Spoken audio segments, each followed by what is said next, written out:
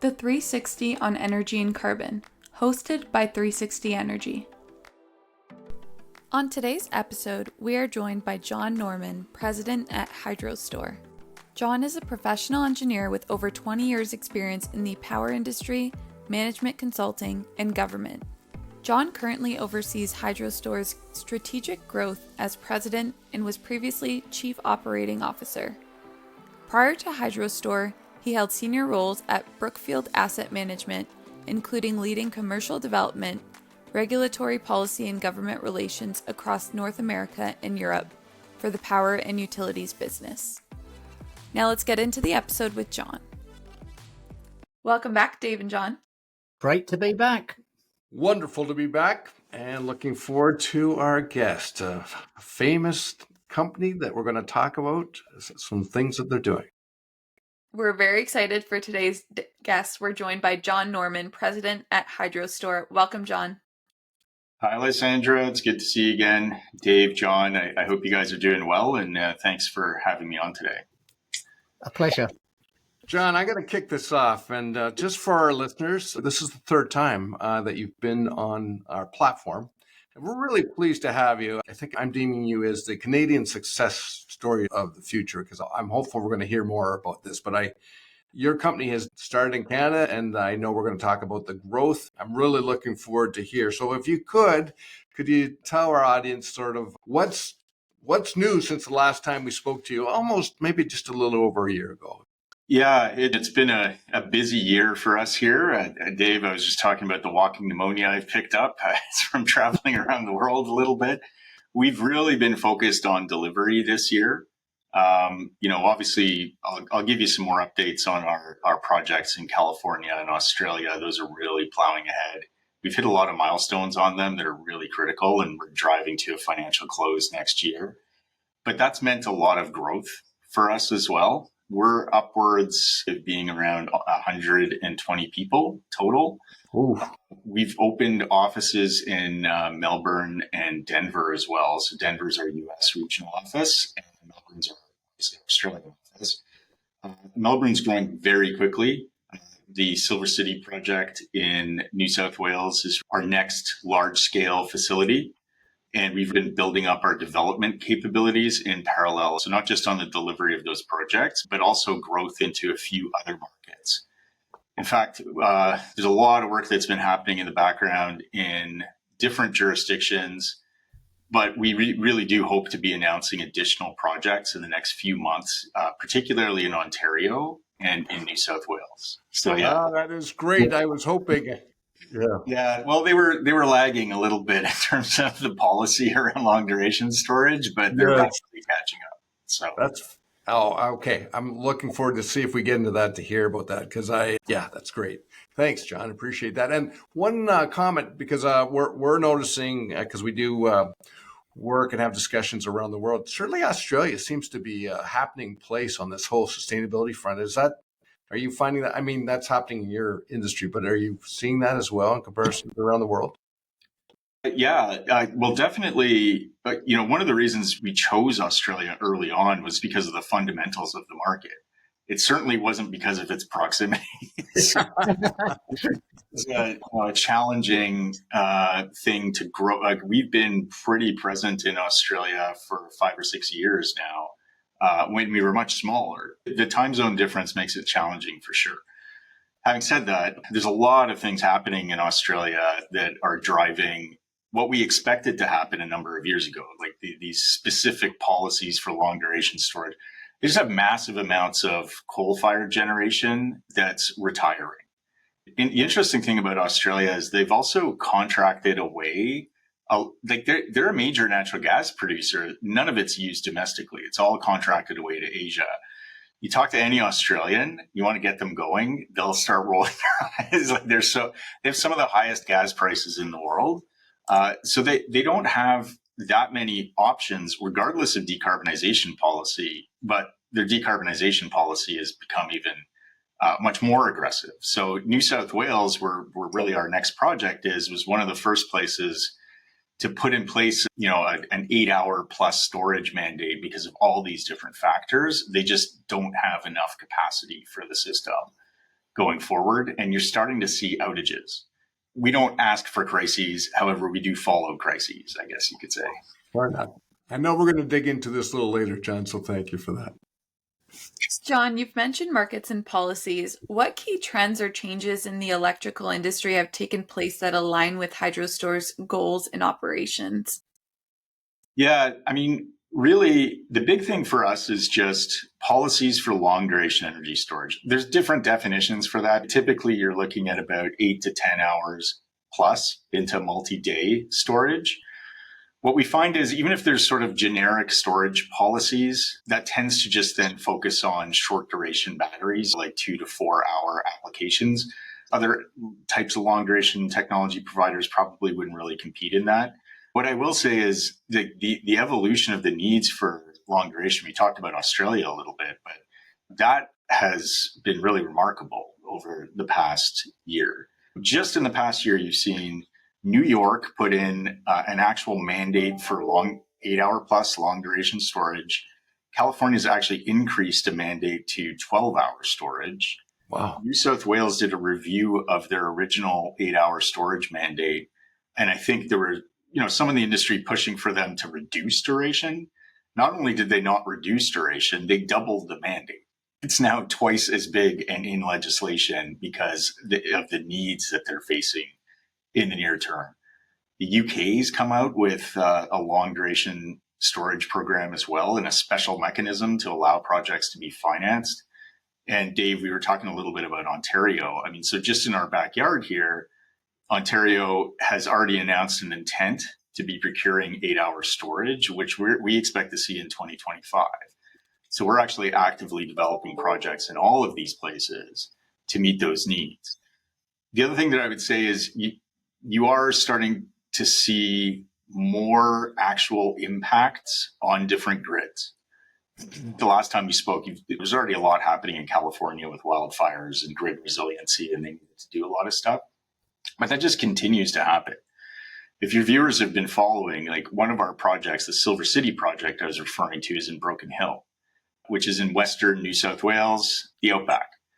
It's on a long radial transmission line. And just about a month and a half ago, that line was knocked down from a windstorm.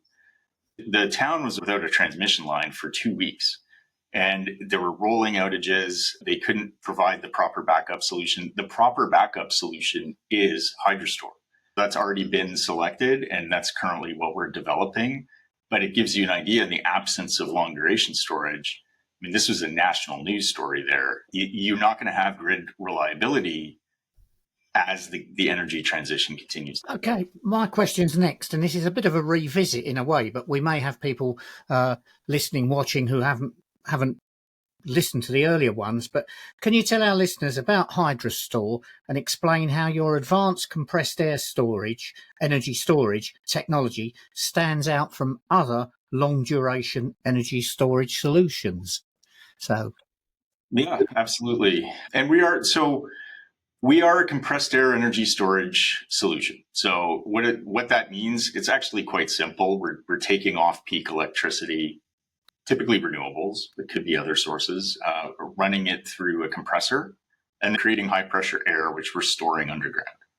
And then when the grid needs it, we put that air through a turbine to generate electricity. So it's quite conceptually simple. It's actually been done before. There's a couple of operational plants in Alabama and Germany. The key thing about what Hydrostore does that's really our kind of unique pathway for it is that traditional compressed air, for one thing, you always need a heat source to go into the turbine. So they burn natural gas for that purpose. In addition to that, there's a really large storage volume required underground. So typically it's been done where there are salt caverns. If you put those two things together, you kind of have a 4,300 heat rate gas plant in addition to having to site at a salt cavern. So it actually works quite well. There's no economic application for it. You're just going to build a combined cycle gas turbine. And so Hydrostore has addressed both those limitations. So we actually construct our cavities out of hard rock and just using techniques from the hydrocarbon storage industry. So propane, butane caverns built exactly the same way. And then we don't use any external fuel source. We're just taking heat from our compressor and we're storing that heat then we're putting that heat into the turbine. So it's kind of this like whole self-contained system that can be flexibly located where the grid requires it, but it's still major synchronous generating, synchronous storage infrastructure. So it's a really good direct replacement for fossil-fired generation facilities that are shutting down, like in Australia and California. And also because we can flexibly locate like a pumped hydro facility, it allows us to be a good transmission alternative, which is actually what our project is in Australia. So it's sort of like the first regulatory non-wires alternative in Australia that's providing this backup solution for the town. So really what differentiates us is for those long duration applications, we're one of the lowest cost forms of doing it. If you're going to do shorter duration, you're probably going to do batteries or some other form of technology. But in this case, it is very low cost. It can be flexibly sited. It can act as this direct replacement. And I think really importantly also in the immediate term, it's proven and available today. We're driving to financial close on these projects that I spoke about. It's really just proven subsystems that we're integrating together. And so in places like Australia, where we're quite well known, we're seen as the third major pathway for long duration storage. You can lump together a bunch of lithium ion batteries, but there's big limitations and costs to doing that. You can build pumped hydro if you can. Good luck.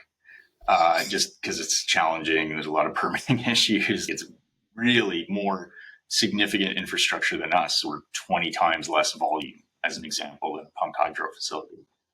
And then there's compressed air. We're part of the integrated resource plans, and our value is being able to site pretty flexibly where these needs are, be available today and quite low cost. And the proof is in the pudding. We've won some of the largest energy storage contracts in the world, which I think we've talked about before in your podcast in California and Australia. And we're looking forward to replicating that, hopefully, in 2025 in, say, Ontario and other jurisdictions. Supplementary, just for getting a feeling of scale, how large are the storage caverns? It depends on the scale of the facility, but usually when we're building out a greenfield facility where we're building out a cavity out of hard rock, it's about 500 megawatt, 8-hour application. So really large, 4,000 megawatt hours of total storage available.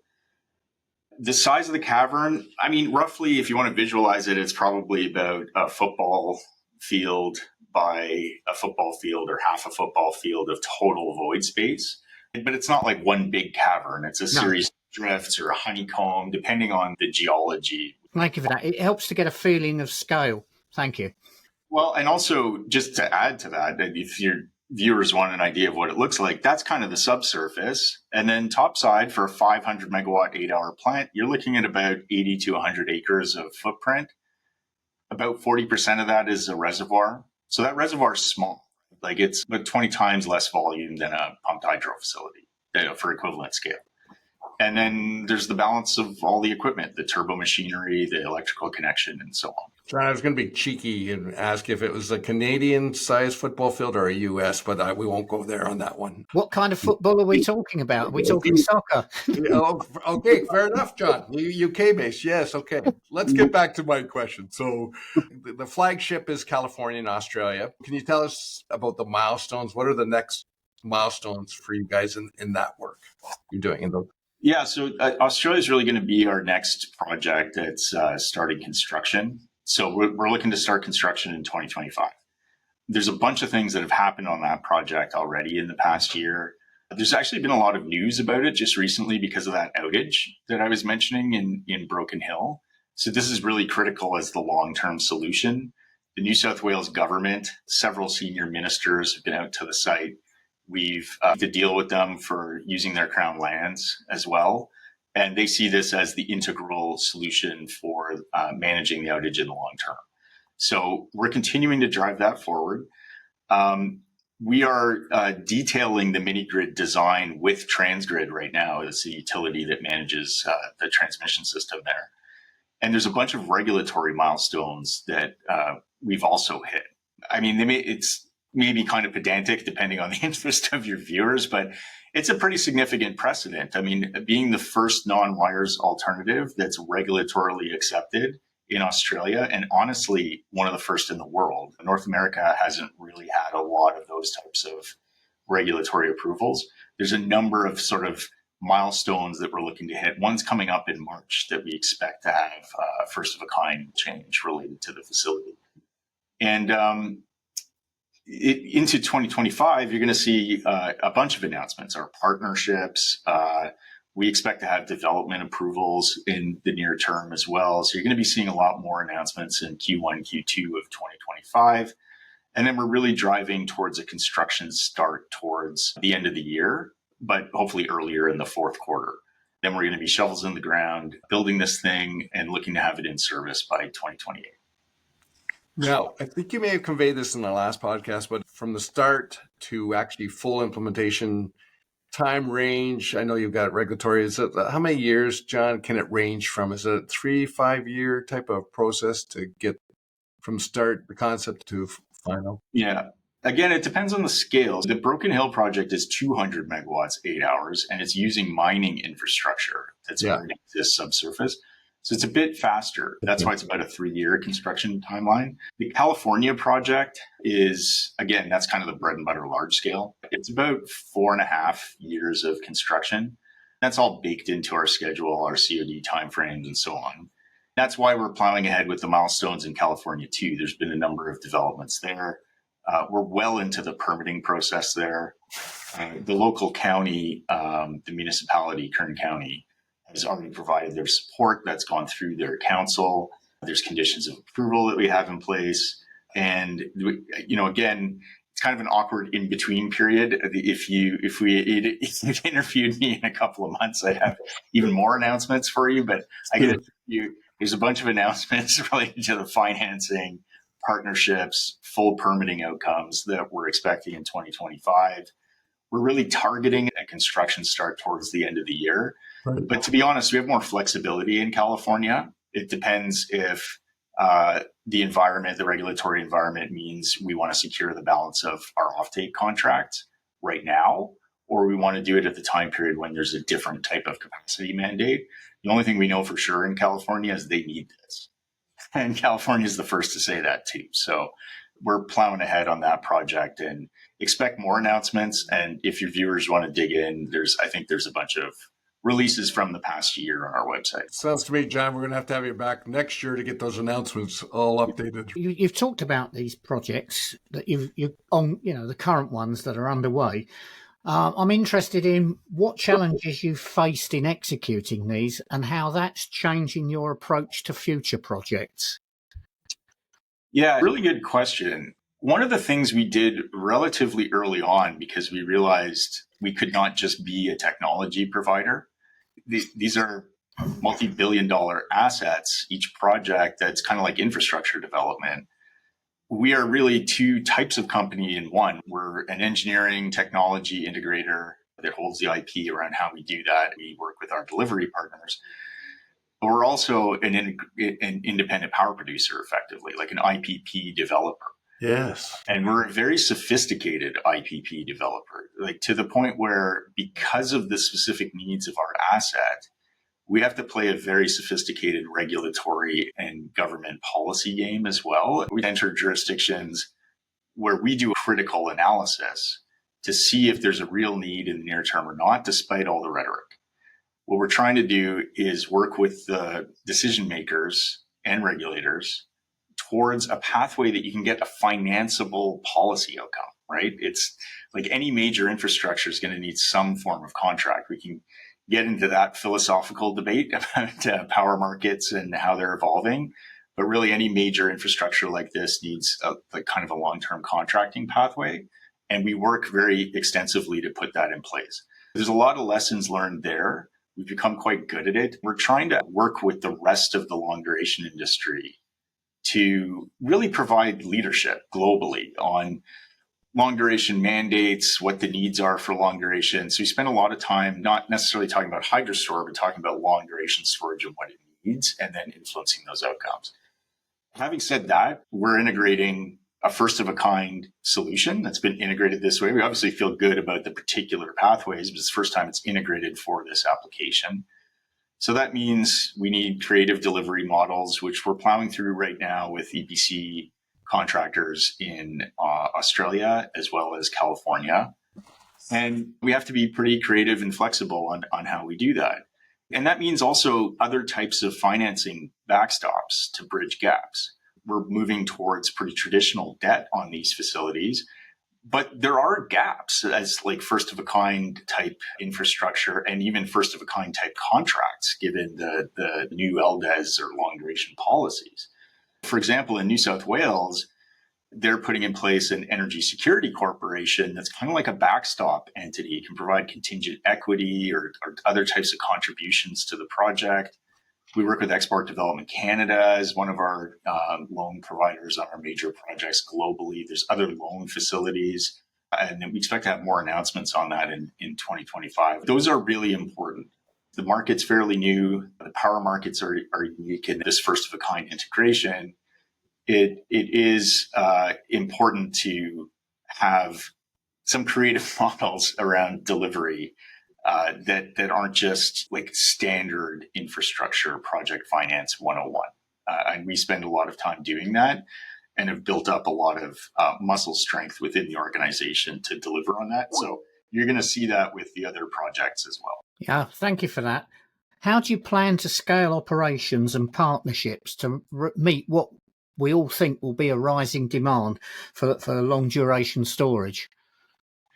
Some of that goes back to we're partly this IPP developer and partly a partnering model. So there's certain jurisdictions where we just do our own development work. And clearly North America, Australia are really the crux of the focus there. We've actually entered the UK over the past year or two. In fact, we had a partnership with EDF on a project there from a few years ago. We're working towards some quite large scale projects there under their new policy. We may continue to develop that ourselves.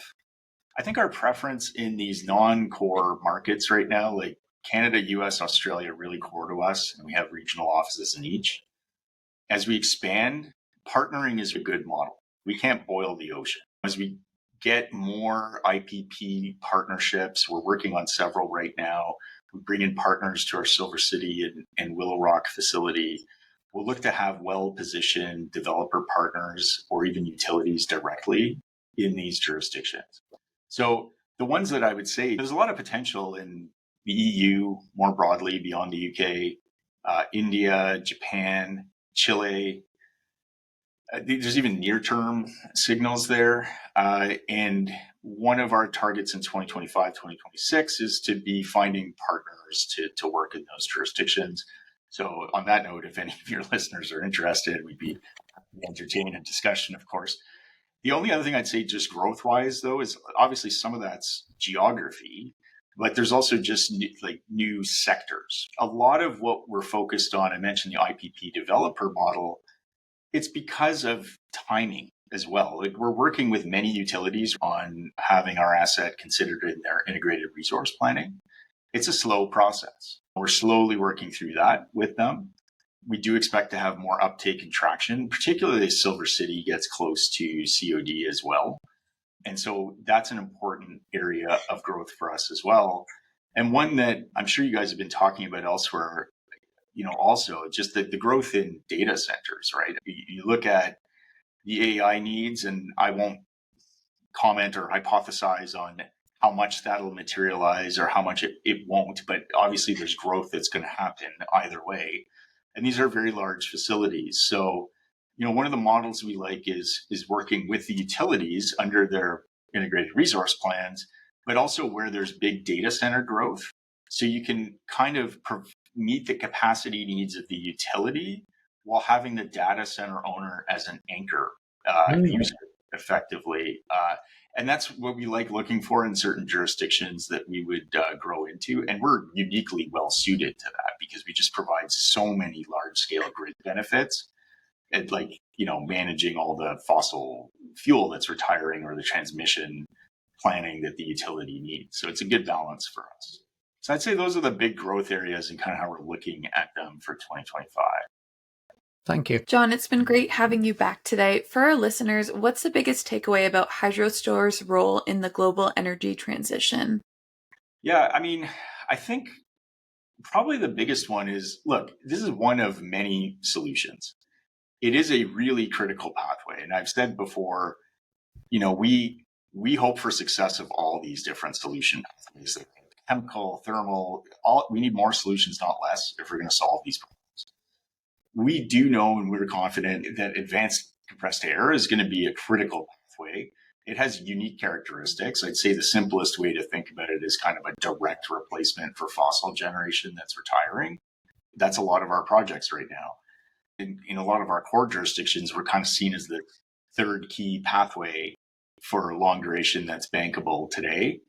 And what you'll see going forward is we're really going to be leading the way for those types of applications.